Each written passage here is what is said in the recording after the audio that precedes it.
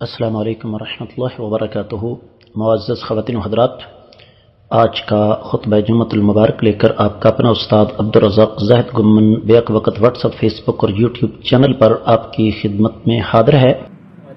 بسم اللہ الرحمن الرحیم، ان الحمد للہ نحمده ونستعینه ونستغفره ونعوذ باللہ من شرور انفسنا وسیئات اعمالنا، من يهده الله فلا مضل له ومن يضلل فلا هادي له، واشهد ان لا اله الا الله وحده لا شريك له، واشهد ان محمدا عبده ورسوله۔ يا ايها الذين امنوا اتقوا الله حق تقاته ولا تموتن الا وانتم مسلمون۔ يا ايها الناس اتقوا ربكم الذي خلقكم من نفس واحدة وخلق منها زوجها وبث منهما رجالا كثيرا ونساء، واتقوا الله الذي تساءلون به والارحام ان الله كان عليكم رقيبا۔ يا ايها الذين امنوا اتقوا الله وقولوا قولا سديدا يصلح لكم اعمالكم ويغفر لكم ذنوبكم، ومن يطع الله ورسوله فقد فاز فوزا عظيما۔ اما بعد، فإن خير الحديث كتاب الله، وخير الهدي هدي محمد صلى الله عليه وسلم، وشر الأمور محدثاتها، وكل محدثة بدعة، وكل بدعة ضلالة، وكل ضلالة في النار۔ قال الله عز وجل بعد أعوذ بالله السميع العليم من الشيطان الرجيم، وإذ تأذن ربكم لئن شكرتم لأزيدنكم ولئن كفرتم إن عذابي لشديد۔ پاکستانی قوم وطن عزیز پاکستان کا 75واں یوم آزادی منا رہی ہے۔ یاد رکھیے، جب ہم عقیدے کا لفظ استعمال کرتے ہیں تو ہمارے عام آدمی کے ذہن میں ایک خاص تصور آتا ہے، اور وہ زیادہ تر ہمارے ذہنوں میں توحید کا تصور ہے۔ اس میں کسی قسم کا کوئی شبہ نہیں کہ توحید عقیدے کی اساس اور بنیاد ہے۔ جس انسان کے عقیدے میں شرک ہے اس کی بخشش نہیں ہے۔ لیکن یہ بات بھی یہاں ذہن میں رکھنے والی ہے کہ عقیدہ توحید کے علاوہ بھی کچھ ہے۔ مثلا ایک آدمی شرک نہیں کرتا، لیکن اس کا عقیدہ یہ ہے کہ امام الانبیاء محمد رسول اللہ صلی اللہ علیہ وسلم اللہ کے آخری نبی اور رسول نہیں ہیں۔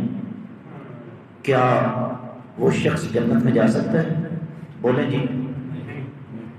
وہ تو شرک نہیں کر رہا، غیر اللہ کی عبادت نہیں کرتا، غیر اللہ کے نام کی نظر و نیاز نہیں دیتا، غیر اللہ کو مدد کے لیے نہیں پکارتا، لیکن وہ شخص جہنمی ہے کیونکہ اس نے عقیدے کے ایک حصے کو لے لیا، توحید کو، رسالت کو نظر انداز کر دیا۔ اس کا مطلب کیا ہوا؟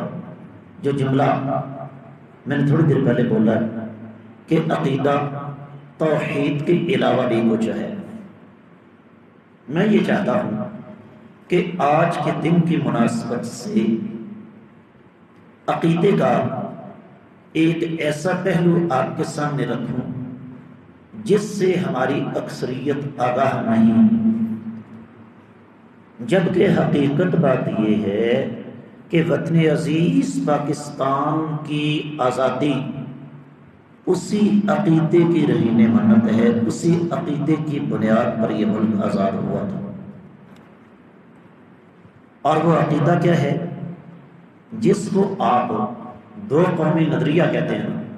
پاکستان دو قومی نظریے کی بنیاد پر الگ ہوا نا، کہ ہندو کا عقیدہ نظریہ الگ ہے، ہمارا الگ ہے، اس کی عبادت کا الگ ہے، ہماری الگ ہے، اس کا کلچر، اس کی سوچ، اس کی فکر، اس کا نظریہ، اس کی عملی زندگی الگ ہے مسلمانوں کی۔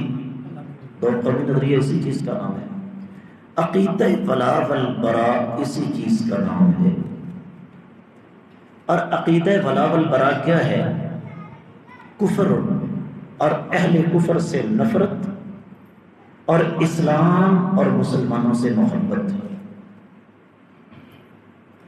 میں یہ چاہتا ہوں کہ بات کو میں یہاں سے شروع کروں اور آپ کو یہ سمجھاؤں کہ اس عقیدے کو نہ سمجھنے کا نتیجہ ہے کہ وطن عزیز پاکستان آج اپنی اصلی منزل سے بہت دور ہے۔ میں ذرا عام خطبہ سے تھوڑا سا اس حوالے سے مختلف ہوں کہ میری باتیں نقطوں کی شکل میں ہوتی ہیں، میں نے ٹو دی پوائنٹ بات کرنا ہوتی ہے، میں اپنے موضوع سے دائیں بائیں نہیں جاتا۔ ایک حدیث مبارکہ آپ کو سناتا ہوں، سنن ترمذی، سنن ابن ماجہ، مسند احمد بن حنبل میں اور بہت ساری کتابوں میں یہ روایت موجود ہے صحیح سند کے ساتھ۔ حدیث کے راوی سیدنا عبداللہ بن مسعود رضی اللہ تعالیٰ عنہ فرماتے ہیں، لما کان یوم بدر، جب بدر کا مارکہ گرم ہوا، کفر و اسلام ٹکرایا، فحزم اللہ المشرکین، رب کائنات نے مشرکوں کو شکست فاش سے دوچار کیا۔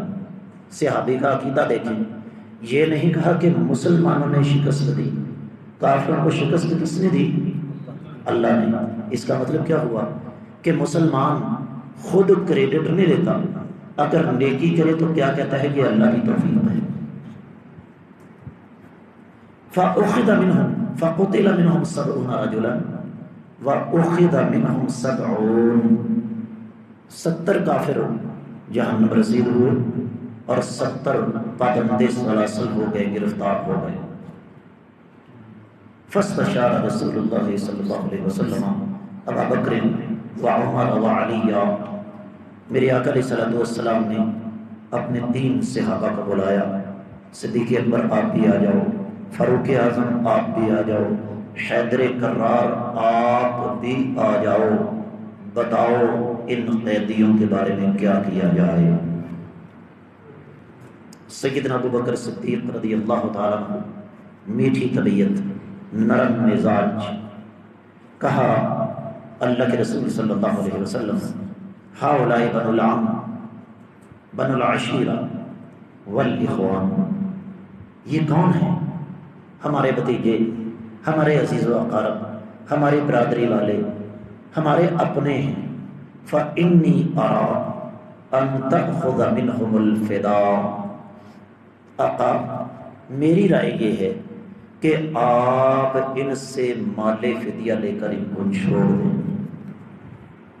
یہ نہیں ہے کہ صدیق کائنات کے دل میں کوئی لالچ تھا، جو شخص غزوہ تبوک کے موقع پر اپنی کل کائنات آقا کی قدموں میں لا کر ڈھیر کر دے، وہ لالچی نہیں ہو سکتا ہے۔ جس کے خاندان کے اسلام پر اتنے احسان ہیں کہ گنوائے نہیں جا سکتے، وہ لالچی نہیں ہو سکتا۔ فرمایا میرا کہنے کا مقصد یہ ہے کہ ہمیں 2 فائدے ہوں گے۔ پہلا فائدہ، عسى الله ان يهديهم فيكونون لنا عضدا، آقا میں یہ سمجھتا ہوں ہو سکتا ہے رب کائنات ان کو ہدایت دے دیں اور یہ کل کو ہمارے بھائی بن جائیں۔ نشہ پلا کے گرانا تو سب کو آتا ہے، مزہ تو تب ہے جو گردوں کو تھام لے سکتی۔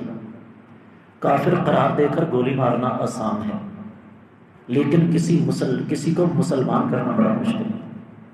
اور دوسرا فائدہ، فَيَكُونُ مَا أَخَذْنَا مِنْهُمْ قُوَّةٌ لَنَا عَلَى الْكُفَّارِ، آقا ان سے جو مالی فدیہ ہم لیں گے نا، جہاد تو قیامت تک جاری ہے، تو عین ممکن ہے وہ جو مال فدیہ ہے وہ اگلے مارکے میں ہمارے کام آ جائے، ہم ان کے مال سے ہتھیار خرید کر انہی کے خلاف استعمال کریں۔ قومیں ایسے بنتی ہیں، IMF کے قرضوں سے کبھی قومیں نہیں بنی ہیں۔ ہاتھ میں کشکول پکڑ کر کافروں کے در پر جا کر بھیک مانگنے سے قومیں کبھی نہیں بنی ہیں پاکستانیوں، ساتھ ساتھ سمجھاتا چلا جاؤ۔ میرے آقا علیہ السلام کی اللہ بھیجے فرمایا ما ترى یا ابن الخطاب، اے عمر رضی اللہ تعالیٰ عنہ، تم بھی تو بتاؤ کہ تمہاری کیا رائے ہے۔ فرمایا واللہ ما ارى ما رأى ابو بکر، آقا عمر اپنے آپ کو ابو بکر کے مقابلے میں کچھ بھی نہیں سمجھتا۔ فرمایا ابو بکر مجھ سے کس مقام پر ہیں میں اس مقام کا اندازہ بھی نہیں کر سکتا، لیکن آپ نے رائے پوچھی ہے تو فرمایا میں رائے دوں گا۔ تو فرمایا وَلَكِنِّي أَرَى، بھائی ذرا قریب آ جائیں نا، مجھے ذرا بولنے میں مشکل پیش نہ آئے، قریب آ جائیں ذرا۔ فرمایا آقا وَلَكِنِّي أَرَى، جس بندے نے سیدنا عمر رضی اللہ تعالیٰ عنہ کی اس رائے کو سمجھ لیا نا، اس کو نظریہ پاکستان سمجھ میں آ گیا، اس کو دو قومی نظریہ سمجھ میں آ گیا۔ یہ دو قومی نظریہ 47 میں یا 40 میں پیش نہیں ہوا، اسلام نے یہ دو قومی نظریہ آج سے 1500 سال پہلے پیش کر دیا تھا۔ فرمایا آقا رائے کی بات ہے نا، تو میری رائے یہ ہے ان تمکننی من فلان، توجہ میری طرف رکھیں، میں یہ چاہتا ہوں کہ میرے ہاتھ میں تلوار دیں، فَأَنْ أَضْرِبَ عُنُقَ فُلَانٍ أَوْ كَمَا فِي الرِّوَايَةِ، فرمایا میرا فلاں عزیز، فلاں رشتہ دار کافر ہے، ان قیدیوں کے اندر موجود ہے، میرے ہاتھ میں تلوار دیجئے، میں اس کی گردن اڑا دوں۔ وَتَمَكَّنْ حَمْزَةَ مِنْ أَخِيهِ، بچوں کو قابو کریں جی ذرا۔ وَتَمَكَّنْ حَمْزَةَ مِنْ أَخِيهِ، اور سیدنا حمزہ کے ہاتھ میں تلوار دیجئے، فَيَضْرِبُ عُنُقَ أَخِيهِ، ان کا سگا بھائی عبد المطلب کا بیٹا، آپ کا چچا حارث بن عبد المطلب ان قیدیوں کے اندر موجود ہے، سیدنا حمزہ کو تلوار دیجئے، اپنے سگے بھائی کی گردن اڑائیں۔ وَتَمَكَّنْ عَلِيًّا مِنْ عَقِيلٍ فَيَضْرِبَ عُنُقَ أَخِيهِ، سیدنا علی کا سگا بھائی، ابو طالب کا بیٹا، عبد المطلب کا پوتا، آپ کا چچا زاد بھائی عقیل بن ابی طالب ان قیدیوں کے اندر موجود ہے، آقا سیدنا علی کو تلوار دیجئے، وہ اپنے سگے بھائی کی گردن اڑائیں۔ کس لیے؟ یہ نہیں کہ ہماری تلواریں ان کے خون کی پیاسی ہیں، نہیں، اگلا جملہ نوٹ کرو، اس لیے اے اللہ کے رسول صلی اللہ علیہ وسلم، حتی یعلم اللہ، تیسری دفعہ بول رہا ہوں، حتی یعلم اللہ، آقا میں یہ چاہتا ہوں کہ عرش والا رب دیکھ لے، کیا انہو لیس فی قلوبنا حوادۃ للمشرکین، کہ ہمارے دلوں میں جب سے اللہ اور اس کے رسول کی محبت آئی ہے، اسلام کی محبت آئی ہے، اس کے مقابلے میں ان اپنے عزیزوں کی محبت ہمارے دل میں نہیں ہے، ہمیں اپنا دین سب سے زیادہ عزیز ہے۔ بات یہاں پہ ختم نہیں ہوئی، میرے آقا علیہ الصلوۃ والسلام نے سوچا اور فیصلہ سنا دیا کہ ابو بکر تمہاری رائے کو میں مقدم رکھتے ہوئے ان قیدیوں کو چھوڑ رہا ہوں۔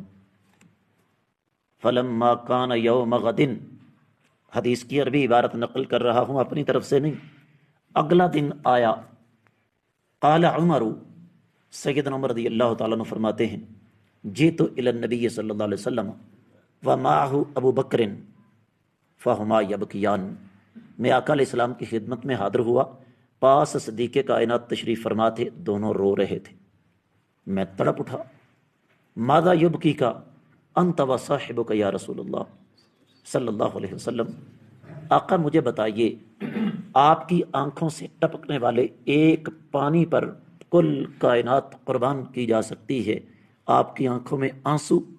فرمایا عمر تمہیں معلوم نہیں کہ کیا ہوا ہے؟ فرمایا ہوا کیا ہے؟ فرمایا میں نے کل تمہاری رائے کو نظر انداز کرتے ہوئے قیدیوں کو چھوڑنے کا فیصلہ کیا، عمر مجھے اس بات کا پتہ نہیں تھا کہ وہ زبان تمہاری تھی رائے عرش والے رب کی تھی۔ میرے اللہ نے مجھ پر قرآن نازل کر دیا، ما کان لنبی ان یکون لہ اسرا حتی یثخن فی الارض تریدون عرض الدنیا واللہ یرید الآخرہ واللہ عزیز حکیم لولا کتاب من اللہ سبق لمسکم فیما اخذتم عذاب علیم۔ اے نبی، جب تک اللہ کی زمین ان ظالموں کے خون سے اچھی طرح سرخ نہ ہو جائے تب تک آپ کو قیدیوں کے بارے میں فیصلہ کرنے کا حق نہیں۔ پاکستانیوں سنو اگلی بات، اللہ نے کہی اپنے نبی کو مخاطب کر کے صلی اللہ علیہ وسلم، لیکن اس کا خطاب ہم مخاطب ہم بھی ہیں۔ فرمایا تم دنیا کا مال چاہتے ہو، اللہ تعالیٰ تمہاری آخرت سنوارنا چاہتے ہیں، اور اگر رب کائنات نے پہلے فیصلہ نہ کر لیا ہوتا کہ تم پر عذاب مسلط نہیں کرے گا تو اللہ تعالیٰ تم پر عذاب مسلط کر دیتا۔ آقا علیہ السلام نے فرمایا عمر اگر عذاب آ جاتا تیرے علاوہ دنیا کا کوئی شخص بھی اس عذاب سے بچ نہیں سکتا تھا۔ دو قومی نظریہ، قیام نظریہ پاکستان، 14 اگست جشن آزادی کے تقاضے۔ اگلی بات سنو، یہی غزوہ بدر جو واقعہ میں نے سنایا ہے اس سے تھوڑی دیر پہلے کی بات ہے۔ ایک قیدی، اس کی مشکیں کسی جا رہی ہیں پیچھے، ایک آدمی پاس سے گزرا، مشکیں کسنے والا انصاری تھا، مدینے کا رہنے والا، اور جو گزر رہا تھا اس کا تعلق اہل مکہ سے تھا۔ اس گزرنے والے نے قیدی کو توجہ کے ساتھ دیکھا اور دیکھ کر کیا کہنے لگا، اس انصاری سے کہنے لگا اس کے ہاتھ مضبوطی سے باندھنا، یہ بڑی امیر ماں کا بیٹا ہے، جتنے پیسے اس کو چھوڑنے کے بدلے میں مانگو گے دے دے گی۔ اس قیدی نے دیکھا کہ آواز تو جانی پہچانی ہے، پلٹ کر دیکھا تو دیکھ کر کہنے لگا مصعب تو میرا سگا بھائی، کیا ہم ایک ماں کی کوکھ سے پیدا نہیں ہوئے؟ کیا ہم ایک باپ کا خون نہیں ہیں؟ کیا ہم نے ایک گھر میں پرورش نہیں پائی؟ آج تیرا خون سفید ہو گیا کہ تو اپنے بھائی کے بارے میں یہ بات کر رہا ہے۔ جواب میں صحابی رسول سیدنا مصعب بن عمیر رضی اللہ تعالیٰ نے جو کچھ کہا وہ دو قومی نظریے کو واضح کر دیتا ہے۔ کہا خاموش رہو، میرا تیرا رشتہ اسی دن ختم ہو گیا تھا جس دن میں نے آقا کا کلمہ پڑھ لیا تھا، اب میرا اور تیرا رشتہ ایک ہی ہے اور وہ نفرت کا رشتہ ہے۔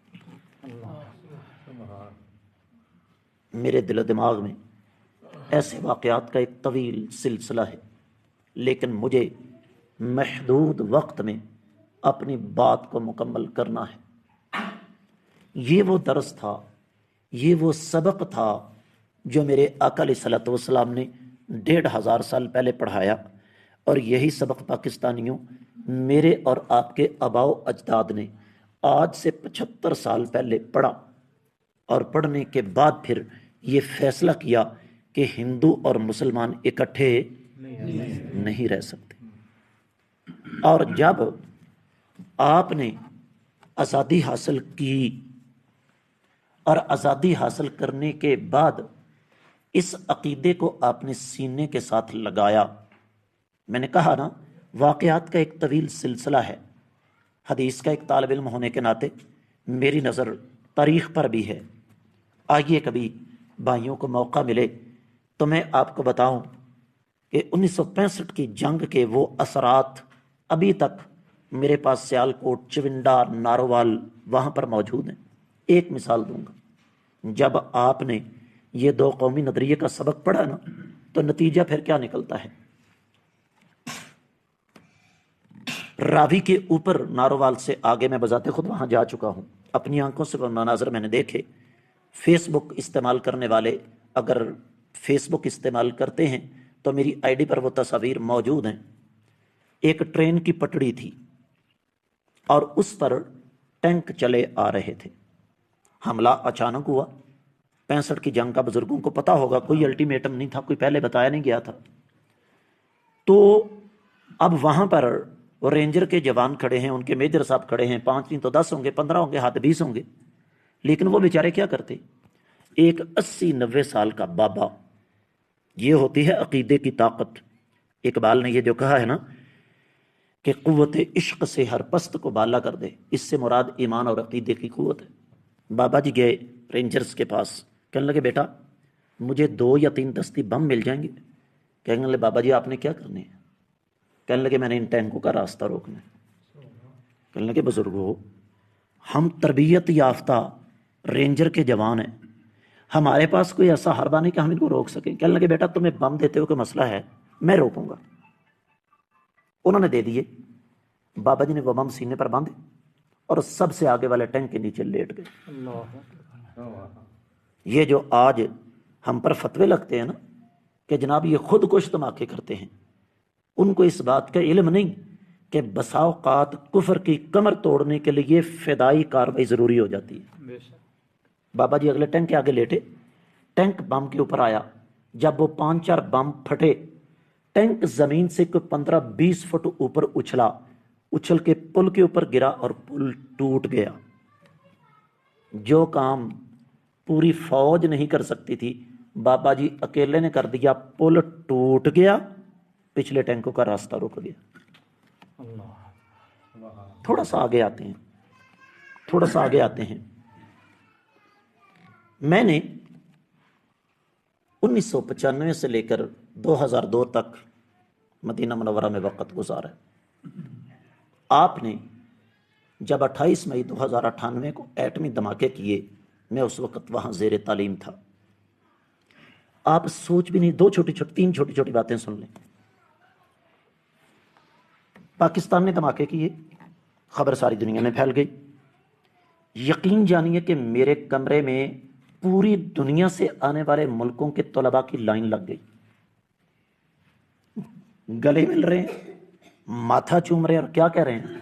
مبروک بقنبلۃ نوویہ الاسلامیہ، تمہیں اسلامی ایٹم بم مبارک ہو۔ میں نے کہا بے تکلف، میں نے کہا ظالم ہو، اسلامی ایٹم بم؟ ڈاکٹر عبد القدیر خان رحمۃ اللہ علیہ نوجوان تھے، جب سے وہ بیچارے لگے ہوئے، میں نے کہا وہ بیچارہ آدمی بوڑھا ہو گیا تجربے کرتا کرتا، اور تم ایٹم بم کو اسلام کے کھاتے میں ڈال رہے۔ ان کا جواب سنیے، کہنے لگے جاؤ جا کے اپنی قوم کو بتا دینا کہ پاکستان صرف تمہارا نہیں ہے، پاکستان ساری دنیا کے مسلمانوں کی نگاہوں کا مرکز ہے۔ اور یہ وہ دن تھا، پاکستان کراچی سے جہاز اڑائیں، کوئٹہ سے، پشاور سے، لاہور سے، فیصل آباد سے، ملتان سے، اسلام آباد سے، سیالکوٹ سے، انہی ایئرپورٹوں سے انٹرنیشنل فلائٹیں اڑتی ہیں نا، کسی بھی ایئرپورٹ سے آپ جہاز اڑائیں 11 گھنٹے سے پہلے آپ جکارتہ نہیں پہنچ سکتے، انڈونیشیا۔ یہ وہ 28 مئی کا دن ہے پاکستانیوں جب انڈونیشیا کے جزیروں میں اتنی مٹھائی بانٹی گئی کہ مٹھائی کی دکانیں خالی ہو گئی۔ اور سنیے، یہ وہ دن تھا کہ جس دن فلسطین کے مظلوم مسلمانوں نے کیا کہا تھا یہودیوں سے؟ Don't see the stones in our hands، ہمارے ہاتھوں کے پتھروں کو مت دیکھنا۔ See the atom bomb in Pakistan، Pakistan کے ایٹم بم کو دیکھنا۔ Think before you attack on us، اب ہم پر حملہ کرنے سے پہلے سوچ لینا کہ ہم ایٹمی طاقت ہیں۔ یہ قرض میرا سوال ہے، میں سعودی عرب میں 7 سال رہا ہوں، اللہ تعالیٰ ارض حرمین کو شاد و آباد رکھے، اللہ تعالیٰ ان کو مزید دین کی خدمت کی توفیق دے۔ 56 سے زیادہ اسلامی ملک ہیں، میں آپ سے پاکستانیوں ایک سوال کرتا ہوں، کیا دنیا کے کسی اسلامی ملک پر یہ امیدیں مظلوم مسلمانوں نے لگائی ہوئی ہیں؟ ایک بہت بڑی شخصیت، میں نام نہیں یہاں لیتا، انہوں نے خود یہ واقعہ سنایا، پرانی بات ہے 87 سے پہلے کی۔ کہنے لگے میں بیت اللہ کا طواف کر رہا ہوں، اللہ تعالیٰ سب کو نصیب فرمائے۔ کہنے لگے میں بیت اللہ کا طواف کر رہا تھا تو میں نے ایک فلسطینی کو دیکھا۔ اب فلسطینی دور سے پہچانا جاتا ہے، اس لیے 75 سال ہو گئے یہودیوں کی مار کھاتے ہوئے۔ کہتے ہیں کہ وہ بڑے نا رو رو کر، بلک بلک کر دعا کر رہا ہے۔ کہتے ہیں میرا دل بھی نرم پڑ گیا، بیت اللہ کا طواف ہو رہا ہے، تو کہتا ہے میں دیکھوں تو صحیح یہ کیا دعا کر رہا ہے۔ کہتے ہیں میرے ذہن میں یہ تھا کہ شاید یہ دعا کر رہا ہو کہ یا اللہ اسرائیل کو تباہ و برباد فرما. کہنے لگے نہیں. یا اللہ یہودیوں کا بیڑا غرق فرما. بالکل نہیں. یا اللہ فلسطین کو آزادی دے. کہتے بالکل نہیں. کہتے وہ دعا کیا کر رہا ہے؟ اللہم انصر پاکستان. یا اللہ پاکستان کی مدد فرما. اللہم اید الپاکستان. یا اللہ پاکستان کی تائید فرما. کہتے میں نہ رہ سکا. دل تو نہیں چاہا کہ اس ملی ہوئی کال کا سلسلہ منقطع کر دوں. میرا اشارہ سمجھ رہے ہیں نا؟ اس کی کال کس سے ملی ہوئی تھی؟ اللہ کے گھر میں. لیکن پاکستانیوں نہ رہ سکا. میں نے کندھے پہ ہاتھ رکھا اور میں نے کہا میرے بھائی، میرے لیے، میرے پاکستان کے لیے ہندوستان کا مسلمان دعا کرے، کشمیر کا مسلمان دعا کرے، افغانستان کا مسلمان دعا کرے، ایران کا مسلمان دعا کرے. ان کا حق بنتا ہے. کس لیے؟ کہ ان کے ساتھ میرا بارڈر لگتا ہے، میری سرحد لگتی ہے. تیرے فلسطین اور میرے پاکستان کے درمیان تو لمبا چوڑا فاصلہ ہے. تو میرے لیے کیوں دعا کر رہا ہے؟ اس نے کہا سنو میرے بھائی، اپنی قوم کو جا کے میرا ایک سبق دے دینا کہ فلسطین کا بچہ بچہ اس بات پر ایمان رکھتا ہے، اس بات پر یقین رکھتا ہے کہ فلسطین کا مقدر آزادی ہے. انشاءاللہ کہہ دو فلسطین کا مقدر. اس نے کہا لیکن ہمارا یہ ایمان ہے کہ فلسطین کو آزاد کروانے کے لیے اگر مجاہدین آئیں گے تو پاکستان سے ہی آئیں گے. لیبیا، مراکش، تیونس، الجزائر، مصر، شام، لبنان، سعودیہ، کویت، قطر، عمان، اردن، اس کے بعد آپ کا موریتانیہ. میں کسی غیر مسلم ملک کا نام تو نہیں لے رہا. سوال یہ ہے کہ وہ ان ممالک کے بارے میں یقین کیوں نہیں رکھتے؟ اس لیے کہ فلسطینیوں کو اس بات کا پتہ ہے کہ اللہ کی زمین پر اگر عقیدے کی بنیاد پر کوئی ملک آزاد ہوا ہے، لا الہ الا اللہ کی بنیاد پر کوئی ملک آزاد ہوا ہے تو کون سا ہے؟ جشن آزادی کے تقاضے پاں پاں کر کے باجے بجانا نہیں ہے. آپ کا تو یہاں پہاڑی علاقہ ہے نا، ہمارے ہاں اور بڑی بیماریاں ہیں. موٹر سائیکلوں کے سلنسر نکال کر لوگوں کا سکون برباد کرنا، محض جھنڈے لہرا دینے سے جشن آزادی کا حق ادا نہیں ہوتا. جشن آزادی اصل یہ ہے کہ سب سے پہلے اپنا عقیدہ درست کیا جائے اور اس کے بعد پھر جو توقعات عالم اسلام نے آپ سے وابستہ کی ہیں ان کو پورا کیا جائے. بات آگے بڑھاتے ہیں. میں نے آپ کے سامنے قرآن مجید کی ایک آیت مبارکہ کا چھوٹا سا ٹکڑا تلاوت کیا. اللہ فرماتے ہیں وَإِسْتَأَذَّنَ رَبُّكُمْ لَئِن شَكَرْتُمْ لَأَزِيدَنَّكُمْ. تمہارے رب نے جب یہ اعلان کیا کہ اگر تم میری نعمتوں کا شکر ادا کرو گے تو میں تمہیں ضرور ضرور مزید عطا کروں گا. کیا مطلب؟ اللہ نے نعمت دی، بندے نے شکر ادا کیا. اللہ نے پھر نعمت دی، بندے نے مزید شکر ادا کیا. بندہ شکر ادا کرتا کرتا تھک سکتا ہے لیکن عرش والے کے خزانے خالی. 65 میں نزائیدہ پاکستان تھا. ہم ایک مٹھی ہو کر لڑے. میں آپ کو بتا دوں، مجھے بڑا شوق ہے اس دور کا کوئی بزرگ مجھے مل جائے نا، کیونکہ میرا علاقہ ہے. سب سے پہلا حملہ لاہور پہ ہوا تھا، دوسری باری چونڈا کی آئی تھی، تیسری باری آ گئی تھی کہاں کی بلا پتہ ہے آپ کو کمانڈر صاحب؟ کھوکھرا پار. یہ جو آپ کا علاقہ جہاں قید پڑتا ہے، کیا نام ہے اس کا؟ سندھ میں تھرپارکر. سندھ تھرپارکر سے پھر ایک بات یاد آ گئی.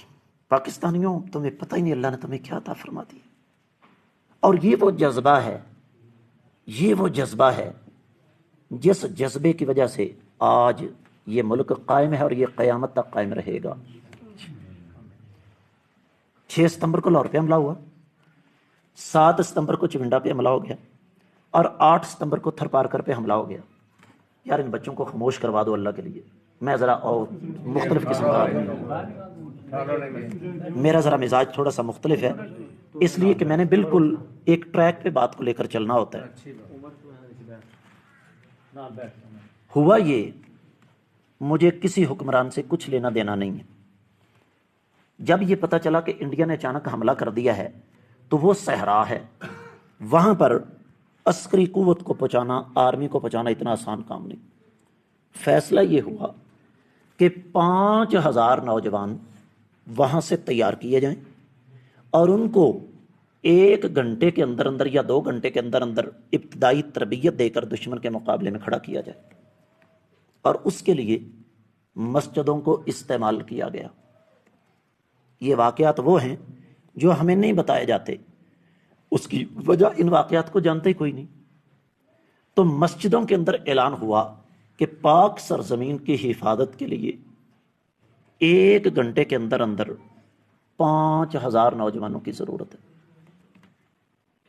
آپ کو یہ سن کر حیرت ہوگی، ایمان تازہ ہو جائے گا کہ آدھے گھنٹے کے اندر اندر 50,000 نوجوان جمع ہو گئے۔ 65 میں ہم ایک مٹھی ہو کر لڑے، اللہ کی نعمت کا شکر ادا کیا۔ رب کائنات نے آج بھی سرگودا کی فضائیں ایم عالم کو یاد کرتی ہیں۔ حقیقت بات یہ ہے کہ ہماری نوجوان نسل کو بتایا نہیں جاتا۔ آج بھی سرگودا کی فضاؤں سے جا کے پوچھو، پوری دنیا کی ہوا بازی کی تاریخ کا ریکارڈ ہے، بین الاقوامی انٹرنیشنل ایئر فورس کا ریکارڈ 1 منٹ کے اندر، کتنی دیر میں؟ 1 منٹ کے اندر پرانے جہاز سے ایم عالم نے کتنے جہاز گرائے تھے جی؟ 5 جہاز 1 منٹ کے اندر۔ اور کہنے والے کہتے ہیں کہ سڑک کے اوپر گاڑی نہیں چلتی، ڈرائیور چلتا ہے۔ ہندو کے پاس جدید ترین اسلحہ ہوگا، جدید ترین جنگی جہاز ہوں گے، لیکن ان کو اڑانے کے لیے لا الہ الا اللہ کا جذبہ رکھنے والے پائلٹ کہاں سے لے کر آئے گا؟ آگے بڑھیے۔ میں بذات خود افغانستان جا چکا ہوں اور 1 سے زیادہ مرتبہ جا چکا ہوں۔ سوال یہ ہے کہ افغانستان جیسا ملک جہاں آپ کو 1 کلومیٹر ریل کی پٹڑی نہیں ملے گی، اس کو کوئی سمندر نہیں لگتا، روس وہاں پر کیا لینے آیا تھا؟ روس کی نظر افغانستان پر نہیں تھی، روس کی نظر آپ کی پاک سرزمین پر تھی۔ میرے ساتھ روسی طلباء پڑھتے تھے۔ میں کوشش کروں گا اگلے 10-12 منٹ میں اپنی بات کو مکمل کر لوں، لمبی بات میں کیے نہیں کرتا، لیکن ذہن میں اتنا کچھ ہے کہ جی چاہتا ہے بیان کرتا چلا جاؤں۔ پورے روس میں گرم پانی کا کوئی سمندر نہیں ہے، سردیوں میں نہیں، گرمیوں میں اتنی برف پڑتی ہے کہ لوگ سمندر کے اوپر 200 کلومیٹر گاڑیاں چلا کے پکنکیں منانے جاتے ہیں۔ روس کے پاس سب کچھ تھا، ایٹمی طاقت امریکہ سے بڑی، سکہ اس کا امریکہ سے باری تھا، سیٹلائٹ اس کے امریکہ سے زیادہ تیز تھے، ایئر فورس اس کی زیادہ تھی، سرخ فوج اس کی پوری دنیا میں مشہور تھی، لیکن صرف سمندری طاقت اس کے پاس نہیں تھی، اس کے پاس گرم پانی کا سمندر نہیں تھا۔ اور وہ یہ بھی جانتا تھا، ہم نہیں جانتے، جو بات کرنے لگا ہوں نا، وہ ہم نہیں جانتے، ہمیں پتہ نہیں کہ کہاں بیٹھے ہوئے ہیں۔ ہم سے پوچھو پاکستان کیا ہے جنہوں نے پردیس کاٹا ہوا ہے۔ روس جانتا تھا کہ دنیا کی سب سے بہترین اور قیمتی بندرگاہ کراچی ہے۔ میں کراچی جا کر بیٹھ جاؤں، پوری دنیا پر میری نگاہ ہوگی۔ یہی وجہ ہے کہ روسی کمانڈر نے جب دریائے آمو پار کیا جو افغانستان اور پاکستان کے درمیان ہے، تو دریائے آمو پار کر کے کیا کہتا ہے؟ آج ہم نے مسلمانوں کے رب کو آسمانوں سے نکال دیا ہے۔ عرش والے نے کہا تجھے پتہ نہیں تیرا حشر کیا ہونے والا ہے۔ صرف 3 آدمی، اپنے محسن کو یاد رکھو، صرف 3 آدمیوں کا فیصلہ تھا، جنرل ضیاء الحق، جنرل حمید گل، جنرل اختر عبد الرحمن۔ اللہ تعالیٰ ان کے گناہ معاف فرمائے اور رب کائنات ان کی نیکی کو قبول و منظور فرمائے۔ جب انہوں نے فیصلہ کیا ہم روس کا مقابلہ کریں گے، کہنے والے نے کہا یہ فوجی پاگل ہو گئے ہیں۔ اور یاد رکھیے، ہائے ہائے، جہاں میں دشوار راستوں کو خرد نے کب منتخب کیا ہے؟ یہ عقل کے معاملات نہیں ہوتے۔ جہاں میں دشوار راستوں کو خرد نے کب منتخب کیا ہے؟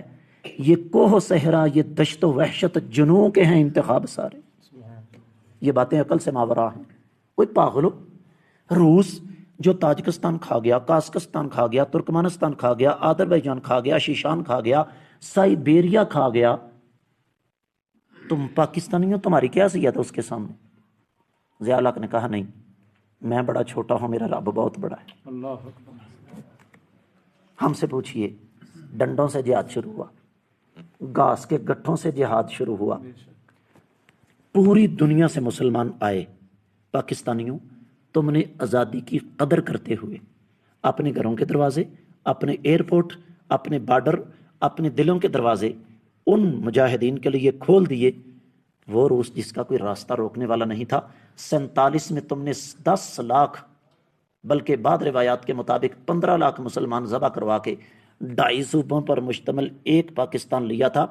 اللہ تعالیٰ نے 11 سالہ افغان جہاد کے نتیجے میں تمہیں 7 پاکستان عطا فرما دی۔ اور وہ روس جس کا ڈالر 79 سے، جس کا روبل 79 سے پہلے، 1979 سے پہلے امریکن ڈالر سے باری تھا، وہ آپ کے روپے کے آگے منتیں کرنے لگا۔ اور جب روسی فوج واپس جا رہی تھی تو اسی دریائے آمو کے پل پر اس کے کمانڈر کو روک لیا گیا، کہا آپ کچھ کہنا چاہیں گے؟ اس نے کہا صرف ایک جملہ کہوں گا، مجھے پاکستانیوں سے پنگا نہیں لینا چاہیے تھا۔ ساری دنیا جانتی ہے۔ اور آگے بڑھیے، دنیا کے 48 ملک اکٹھے ہو کے پھر افغانستان، بہانہ افغانستان تھا، ہدف مت سمجھو کہ تم اتنی سستی قوم ہو، ساری دنیا کی نگاہیں تمہارے اوپر ہیں۔ یہ ڈاکو، چور، لٹیرے، سیاستدان، میں ان کو سیاستدان نہیں کہتا، میں ان کو سیاستدان کہتا ہوں، یہ ان پر ایسے مسلط نہیں ہوتے، یہ اسی وجہ سے مسلط ہوتے ہیں کہ تمہیں ہوش نہ آنے دی جائے۔ 48 ملک جمع ہو کے آگے، اور آئے کس لیے؟ کہ پاکستان پر قبضہ کیا جائے گا۔ اس وقت جو بھی تھا، جیسا بھی معاملہ تھا، وقتی طور پر کہا گیا جی کوئی مسئلہ نہیں، لیکن آج بھی ریکارڈ پر یہ بات موجود ہے کہ دنیا کے 48 ملک 20 سال کے دوران ذلیل ہو کر، جوتے کھا کر وہاں سے بھاگے اور اعتراف کیا کہ ہمیں شکست کس نے دی ہے؟ بولو بولو بولو، پاکستان۔ میرا ایک سوال ہے، کشمیر کا مسئلہ، افغانستان، فلسطین، پھر یاد آ گئی بات، جاؤ آذربائیجان کے ساتھ جنگ ہوئی ہے، یوکرائن کی، کوئی پاکستانی فوجی آپ کو نظر آیا وہاں پہ؟ بھائی دنیا کی کسی میڈیا پر نہیں نا؟ آپ کو کوئی پاکستانی وفد جہاں وہاں جاتا ہوا نظر آیا؟ نہیں نا؟ جاؤ، میرا چیلنج ہے، میرے ساتھ آذربائیجان کے طلباء پڑھتے تھے، ان کے نمبر میرے پاس موجود ہیں، آپ کی بات کروا سکتا ہوں، عربی میں ترجمہ بھی اردو میں کر دوں گا عربی سے۔ ان سے پوچھو، آج بھی آذربائیجان کی سڑکوں پر فتح کا جشن منایا جاتا ہے تو آذربائیجان کے جھنڈے کے ساتھ پاکستان کا جھنڈا لہرایا جاتا ہے۔ ہمیں تو پتہ نہیں ہمارا ملک کیا چیز ہے، کرنا کیا ہے۔ آخری بات عرض کر کے اجازت چاہوں گا، سب سے پہلے عرش والے رب کے ساتھ اپنا تعلق مضبوط کرو۔ دوسری چیز یاد رکھیے، میں ایک بار پھر عرض کر دوں کہ میں سعودی عرب میں 7 سال رہا ہوں، لیکن دین کی جتنی آزادی اس ملک کے اندر ہے، اللہ کی قسم سعودی عرب کے اندر بھی اتنی آزادی نہیں ہے۔ یہ ارض جہاد ہے، وطن عزیز پاکستان عقیدے کی بنیاد پر آزاد ہوا پاکستان کا مطلب کیا؟ اس آزادی سے فائدہ اٹھاؤ، جہادی قوتوں کو مضبوط کرو، دعوتی قوتوں کو مضبوط کرو۔ اور جہاں میں اس وقت بیٹھا ہوں، یقین جانیے کل سے آیا ہوا ہوں، میرے میزبان شہید کے ورثاء، مجھ سے آ کر ملنے والے شہید کے بھائی، اور مجھے لے کر آنے والے شہید کے بھائی، آپ نے 10,000 سے زیادہ اپنے جوان کشمیر میں اللہ کی راہ میں قربان کر کے اس بات کو عملی طور پر ثابت کر دیا ہے کہ پاکستانیوں کی غیرت ابھی تک مری، اس کو مرنے بھی نہیں دینا۔ ان دعوتی جہادی قوتوں کے ہاتھوں کو مضبوط کرنا ہے، اللہ کے ساتھ اپنا تعلق مضبوط کرنا ہے، اور اپنا ایمان، عملی زندگی اسلام کے مطابق گزارنی ہے۔ جس طرح آپ لوگ بیٹھے ہوئے ہیں، 15 منٹ اور بول جاؤں آپ ضرور سنیں گے، میرا یہ مزاج نہیں ہے۔ 40 منٹ ہونے والے ہیں، کبھی آپ نے محبت سے دعوت دی، دوبارہ آپ کی خدمت میں حاضر ہوں گا۔ اللہ کی بارگاہ میں دعا ہے اللہ ہمیں سچا پاکستان بننے کی توفیق عطا فرمائے، اپنے عقیدے کی اصلاح کرنے کی توفیق عطا فرمائے۔